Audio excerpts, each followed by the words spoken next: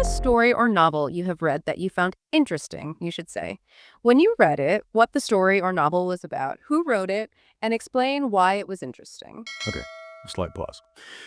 One story that comes to mind is To Kill a Mockingbird by Harper Lee, which I read a few years ago during my summer holidays.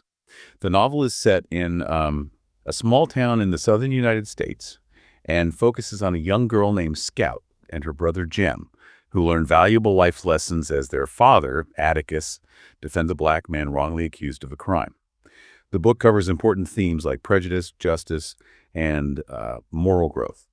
What made this story so interesting to me was the way it portrayed complex social issues through the eyes of children. I remember being really moved by how innocent Scout was and how she tried to make sense of the world around her, especially when it was unfair or confusing. The author's simple but descriptive language helped me picture the scenes clearly and connect with the characters easily. The story also had a sense of suspense, especially during the trial, which kept me hooked until the end. Overall, this novel stayed with me because it taught me not just about history, but also about empathy and standing up for what is right. Thank you. We'll now move on to part 3, where we'll discuss some related questions. First question. Do you prefer to read ebooks or printed books? Personally, I prefer reading printed books because I find the physical feeling of holding a book in my hands very comforting, and it helps me concentrate better. For example, when I'm reading a novel in bed, the smell of paper and the act of turning pages add to the overall experience. However, I also use ebooks sometimes, especially when I'm traveling, as they're easy to carry and I can have many books on one device. Ultimately, I think both formats have their own advantages, but printed books feel more special to me. Okay. What kinds of novels are suitable for a film adaptation? I think novels with strong plots, vivid descriptions, and interesting characters are suitable for film adaptation. For example, adventure novels or mysteries like Harry Potter or The Da Vinci Code work well because they have exciting stories and clear visual elements. On the other hand, novels that are very focused on the inner thoughts of characters or with a lot of complex ideas can be harder to adapt, as it's challenging to show these on screen. How does technology help people tell stories? Technology plays a huge role in storytelling these days. For instance, people can now use social media, blogs, and even podcasts to share their stories with a global audience almost instantly. Filmmakers can use advanced computer effects to create stunning visuals that weren't possible before. Even writers can self-publish their novels online, reaching a wider audience without a traditional publisher. So this makes storytelling more accessible and creative for everyone, really. Why are mystery novels so popular nowadays? Well, mystery novels are very popular because they keep readers engaged and guessing until the very end. People enjoy the challenge of trying to solve the puzzle before the main character does. For example, I recently read a detective story that has so many twists I couldn't put the book down. Also, mysteries often help readers escape from their daily routine by taking them into a world of suspense and intrigue, which is, very entertaining. Is there any difference between the popular novels now and those in the past? Yes, I think there are some differences.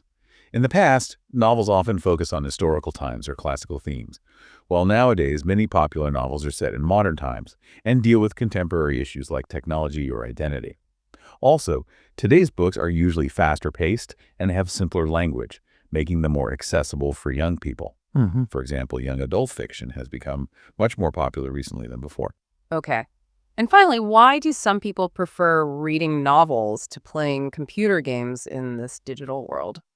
Some people prefer reading novels because they can use their imagination to picture the story, which makes the experience feel more personal. Unlike computer games, which are often fast and interactive, books provide a quiet space for reflection and deep thinking.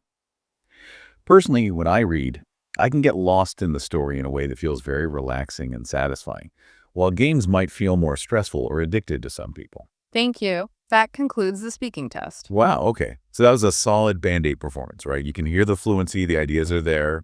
It's good. It is good. Very competent, clear communication, good structure, hits all the points. But now, here's where it gets really interesting, I think. We're going to immediately repeat the entire simulation. Same examiner, same test taker, same questions. But this time aiming for band 9. Exactly. Band 9 level responses. So listen for those subtle but pretty significant differences in the vocabulary, the complexity, the idiomatic language, all that stuff. Okay, let's reset. We'll proceed with the same cue card for part 2. You will have 1 minute to prepare and then speak for 1 to 2 minutes. Here is your cue card. Describe a story or novel you have read that you found interesting, you should say. When you read it, what the story or novel was about, who wrote it, and explain why it was interesting. Slight pause. More confident. Okay. Right. A particularly fascinating novel I recently finished is Life of Pi by Jan Martel. I picked it up last winter during a break from work after a friend recommended it. The story follows a young boy named Pi Patel, who survives a shipwreck and ends up stranded on a lifeboat in the Pacific Ocean with a Bengal tiger. The narrative weaves together themes of faith, survival, and the power of storytelling, often blending reality with the surreal. What struck me most about the novel was its profound exploration of human resilience and imagination. As Pi faces seemingly insurmountable dangers, including hunger, storms, and the constant threat posed by the tiger, he relies not just on practical skills but also on his belief systems. The author's vivid language and use of symbolism made every scene come alive, and I was constantly questioning what was real and what was a product of Pi's mind. This level of depth, combined with unexpected twists and philosophical undertones, made it a book I couldn't put down and left a lasting impression on how I view adversity and hope. Thank you. We'll now move on to part 3, discussing some related questions. First, do you prefer to read ebooks or printed books? While I appreciate the convenience of ebooks, especially when commuting or traveling, I personally gravitate towards printed books. For me, the tactile experience flipping pages, the texture of the paper, even the distinct sound a book makes when opened, adds a sensory richness that technology hasn't quite been able to replicate. For example, reading a classic novel in its original hardback feels almost ceremonial, providing a deeper connection with the text. However, I do find ebooks invaluable for academic materials or when instant access is necessary, so I consider both formats complementary rather than interchangeable. What kinds of novels are suitable for a film adaptation? Typically, novels that have vivid imagery, dynamic plots, and dialogue-driven stories transition well to films. For example, epic fantasies like The Lord of the Rings worked brilliantly because of their compelling universes, memorable characters, and strong narrative arcs. Conversely, novels that are highly introspective or depend on subtle internal monologues like much of Virginia Woolf's work often lose something essential on screen. Ultimately, the best adaptations come from books where the storyline and character motivations can be visually conveyed without sacrificing depth or complexity. How does technology help people tell stories? Technology has revolutionized storytelling by democratizing access and multiplying the creative tools available. Digital platforms like podcasts, YouTube, and even interactive media such as video games allow everyday people to share their narratives with a potentially global audience. For example, web-based platforms have enabled writers to serialize novels and immediately respond to reader feedback, creating a more interactive experience. Moreover, advancements in CGI have broken creative boundaries in filmmaking, giving storytellers the power to visualize previously unimaginable worlds. Why are mystery novels so popular nowadays? There's something inherently gripping about the structure of a mystery novel. It capitalizes on our curiosity and the universal desire to search for answers. Modern life is filled with uncertainty and constant information, so escaping into a world with a clear problem and a definitive resolution is deeply satisfying. Take, for instance, the surge in popularity of psychological thrillers. These provide not just entertainment, but also subtle commentary on contemporary anxieties and social dynamics. Additionally, well-written mysteries engage readers' analytical skills, making them active participants rather than passive observers. Is there any difference between the popular novels now and those in the past? Definitely, there are noticeable shifts in themes, pacing, and language. Contemporary novels often place a stronger emphasis on diversity, inclusivity, and current issues like technology or mental health, whereas older classics tended to focus on universal themes, written in more ornate or formal language. For example, a popular current writer like Sally Rooney uses conversational dialogue and focuses on intimate personal relationships, which contrasts with the grand historical narratives of, say, Tolstoy. The pace of modern novels is also usually much quicker, catering perhaps to readers' shorter attention spans. And finally, why do some people prefer reading novels to playing computer games in this digital world? For many, reading novels offers a form of immersion that's both intellectually stimulating and emotionally rewarding. Unlike video games, which can be fast-paced and competitive, novels provide a quiet refuge where one can reflect and empathize with the character's inner journey. Furthermore, reading helps develop critical thinking, vocabulary, and imagination in a unique way. For example, after reading a thought-provoking literary novel, a reader might spend days considering its themes and implications, leading to personal insights that are rarely elicited by gaming experiences. Of course, both activities have their merits, but novels offer a depth and introspection that appeals to many people. Thank you. That concludes the speaking test. Okay, all right. So what does this all mean for you, the learner? You've just heard 2 complete simulations back to back. The full run-through. Now, let's truly dissect the language. You're going to guide us through some of the advanced vocabulary from both the Band 8 and the Band 9 responses, right? Exactly. We'll look at definitions and how they were used. This is where we kind of distill the key takeaways for boosting your own linguistic repertoire. Perfect. Let's get into it. So this really raises an important question. How does specific word choice actually translate into higher band scores? Let's examine the words that made these responses stand out. We can start with the Band 8 vocabulary, then move to the even more sophisticated terms in the Band 9 answers. Sound good? Sounds great. Let's start with Band 8. Okay, first one comes to mind. Definition is basically to be remembered or thought of. Right, like in the sentence. One story that comes to mind is To Kill a Mockingbird. It's a very natural way to start. Precisely. Then we had valuable life lessons, meaning important teachings or morals learned through experience or stories. And the sentence was Scout and her brother Jem, who learned valuable life lessons. Straightforward, clear. Next, complex social issues. So difficult or complicated topics related to society, like prejudice or injustice. Used as the way it portrayed complex social issues through the eyes of children. Shows awareness of deeper themes. Definitely. Then innocent, lacking experience or knowledge, especially of unpleasant things. I remember being really moved by how innocent Scout was. Captures character well. And descriptive language, words giving detailed impressions. The author's simple but descriptive language helped me picture the scenes clearly. Good evaluation of the writing style. Sense of suspense, that feeling of excited or anxious uncertainty. The story also had a sense of suspense, especially during the trial. Identifies a key element of the plot. And connected to that, kept me hooked, meaning it kept someone interested or engaged. Which kept me hooked until the end. A common, useful idiom. Empathy, the ability to understand and share another's feelings. Taught me about empathy and standing up for what is right. Shows personal connection to the theme. Moving to the Part 3 Band 8 vocabulary. Physical feeling, the tactile sensation.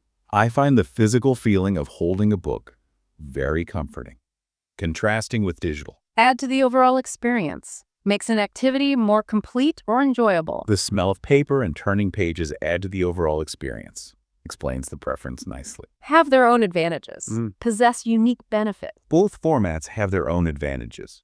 Balanced viewpoint. Strong plots. Well-developed, engaging storylines. I think novels with strong plots, vivid descriptions. Key elements for adaptation. And vivid descriptions. Detailed, lifelike language. Used right alongside strong plots. Novels with vivid descriptions. Harder to adapt. More difficult to change medium. Novels with complex ideas can be harder to adapt.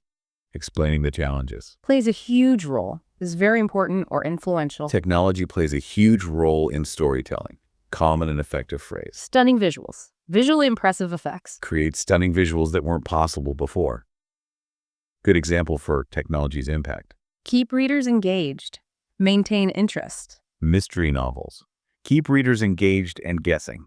Explaining popularity. Couldn't put the book down. So interested you didn't stop reading. So many twists I couldn't put the book down. Another great idiom showing engagement. Escape from their daily routine. Get away from normal life. Help readers escape from their daily routine. A common reason for reading fiction. Contemporary issues. Modern or current topics. Deal with contemporary issues like technology or identity. Contrasting past and present novels. Faster paced. Moving more quickly. Today's books are usually faster paced. Describing modern style. Accessible for young people. Easy for them to understand or appreciate. Making them more accessible for young people. Explaining a trend. Quiet space for reflection. A calm environment for careful thought. Books provide a quiet space for reflection. Contrasting with games. Get lost in the story. Become fully absorbed. When I read, I can get lost in the story.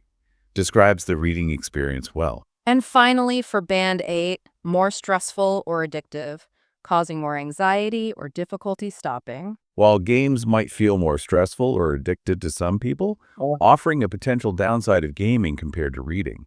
So that's a good range for Band 8. Solid, clear, some nice idioms. Exactly. Now let's look at the Band 9 vocabulary. You'll notice a step up in sophistication and precision. Okay, let's hear it. Starting with Part 2, Band 9. Particularly fascinating. Just means very interesting, but sounds more advanced. The particularly fascinating novel I recently finished sets a higher tone immediately. Break from work. A short period away from employment duties. I picked it up last winter during a break from work. Natural, common phrasing. Stranded on a lifeboat. Left alone or helpless on a survival boat. Survives a shipwreck and ends up stranded on a lifeboat. Specific and evocative language. Weaves together. Combines different elements smoothly. The narrative weaves together themes of faith, survival. A really nice verb choice there. It is, blending reality with the surreal, mixing real with dreamlike elements. Often blending reality with the surreal. Captures the book style precisely. Profound exploration, deep investigation or discussion. Its profound exploration of human resilience shows deeper analysis. Seemingly insurmountable dangers. Dangers appearing impossible to overcome. As Pi faces seemingly insurmountable dangers, strong collocation, very descriptive. Belief systems. Sets of principles guiding thought and behavior. Relies not just on practical skills, but also on his belief systems, more abstract and analytical. Vivid language. Expressive, lively, descriptive words. The author's vivid language and use of symbolism. Similar idea to Band 8's descriptive, but vivid feels stronger. Yes. Every scene come alive. Makes events feel real and vibrant. Let every scene come alive. Effective imagery. Constantly questioning, always doubting or analyzing. I'm constantly questioning what was real. Shows engagement with complex themes. Philosophical undertones. Subtle messages related to deep thinking. Unexpected twists and philosophical undertones. Right. Identifies complex layers. Left a lasting impression. Had a strong remaining impact. It left a lasting impression on how I view adversity. Concludes the Part 2 powerfully. Okay, now for the Band 9, Part 3 vocabulary. Gravitate towards. Be drawn to or prefer. I personally gravitate towards printed books. More sophisticated than just prefer. Tactile experience. Physical sensations of touch. The tactile experience, flipping pages, the texture, precise and sensory language. Sensory richness. Variety of experiences appealing to the senses. Adds a sensory richness that technology hasn't replicated. Elevates the description of the book's feel. Ceremonial. Formal or ritualistic, giving importance. Reading a classic Yeah. feels almost ceremonial. A very nuanced description. Complementary rather than interchangeable. Go well together but can't replace each other. Consider both formats complementary rather than interchangeable. Sophisticated way to compare. Shows high-level thinking. Vivid imagery. Strong, clear, descriptive language or visuals. Typically, novels that have vivid imagery, dynamic plots, important for film adaptation, stronger than just descriptions. Dynamic plots. Storylines full of activity or change. Used right there with vivid imagery, dynamic plots, and dialogue-driven stories. Dialogue-driven. Storytelling focused on character conversations. Dialogue-driven stories transition well into films. Precise term for a type of narrative. Compelling universes. Fascinating, detailed fictional worlds. The Lord of the Rings worked because of their compelling universes. Specific and appreciative language. Highly introspective. Involving deep inward thought. Novels that are highly introspective often lose something. Identifies a challenge for adaptation clearly. Lose something essential. Miss important aspects, become incomplete. Often lose something essential on screen. Good phrasing for the consequence. Democratizing access, making something available to everyone. Technology has revolutionized storytelling by democratizing access. High-level vocabulary discussing technology's impact. Multiplying the creative tools, increasing the number and type of creative resources. And multiplying the creative tools available. Shows understanding of technological benefits. Serialize novels, publish books in regular short parts. Writers to serialize novels and immediately respond. Specific term related to modern publishing. Interactive experience, activity where participants are actively engaged. Creating a more interactive experience describes the outcome well. Broken creative boundaries, Surpass traditional limits. CGI have broken creative boundaries in filmmaking. Strong metaphor for innovation. Structure of a mystery novel. The standard organization. There's something gripping about the structure of a mystery novel. Analytical point about the genre. Capitalizes on, takes advantage of, or utilizes. It capitalizes on our curiosity. Precise verb choice. Definitive resolution. A clear, final solution. A world with a clear problem and a definitive resolution. Explains the appeal of mysteries effectively. Subtle commentary. Understated expression of opinions. Provide subtle commentary on contemporary anxieties, highlighting a deeper function of the genre. Universal themes. Ideas relevant to all people. Older classics tended to focus on universal themes, contrasting with modern themes. Ornate or formal language. Elaborate, often old-fashioned style. Written in more ornate or formal language, describing older writing styles accurately. Conversational dialogue. Informal, natural-sounding conversations. Sally Rooney uses conversational dialogue. Good term for modern writing style. Quicker pace. Faster speed in development. The pace of modern novels is also usually much quicker. Simple but effective description. Intellectually stimulating. Thought-provoking and mentally engaging. Reading novels offers immersion that's both intellectually stimulating. Explains the benefit of reading clearly. Quiet refuge. A peaceful, safe place. Novels provide a quiet refuge where one can reflect. Poetic and precise description. Develop critical thinking. Improve analysis and evaluation skills. Reading helps develop critical thinking, vocabulary, highlighting cognitive benefits. And the last one for Band 9, elicited by gaming experiences, drawn out or caused by games. Personal insights that are rarely elicited by gaming experiences. Very sophisticated phrasing comparing reading and gaming. Wow, quite a difference when you lay it all out like that. Isn't it just? It's that precision, that range, the use of less common items naturally. That's the step up. What a deep dive indeed. Hearing those responses, back like that, and then really breaking down the specific words, it brings it home, doesn't it? How precision and range and language plus that grammatical flexibility just makes all the difference. It really does. And it's not just about knowing more words, is it? It's about how you use them, when you use them, expressing those nuanced, complex ideas naturally and accurately. That's the key. Yeah. And if we connect this to the bigger picture, it really underscores that getting a high score isn't just about being fluent. You need that sophisticated deployment of a broad lexical resource, as the band descriptors say. Right, the lexical resource. Yeah, and the ability to articulate complex ideas with clarity, coherence. The Band 9 answers, they didn't just have harder words. The words were used with greater accuracy, more naturalness and context, often with a more abstract or philosophical dimension too, like profound exploration or blending reality with the surreal. Yeah, those really Yeah, stood out. They weren't just describing, they were analyzing, interpreting. Exactly. That's the level. Absolutely. So what stands out to you listening today? As you continue on your own learning journey, remember that this kind of active listening, this careful observation like we did today, these are really powerful tools.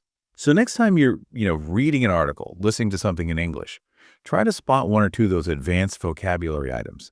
Notice the words they hang out with the collocations. Good point about collocation. And then think, how could I maybe integrate that into my own speaking to add that bit of depth, that precision? That's excellent advice. And maybe a final provocative thought to leave you with. We focused a lot on vocabulary today, which is crucial. But how much of a really top-scoring response is purely the words, and how much is the confidence, the natural flow of the ideas? Interesting point. Chicken and egg. Kind of. Could it be that mastering the vocabulary, really understanding how to use it precisely and naturally, actually unlocks that confidence and that flow? Maybe they aren't separate things after all. Something to ponder, definitely. How those elements weave together to create truly compelling communication. Exactly.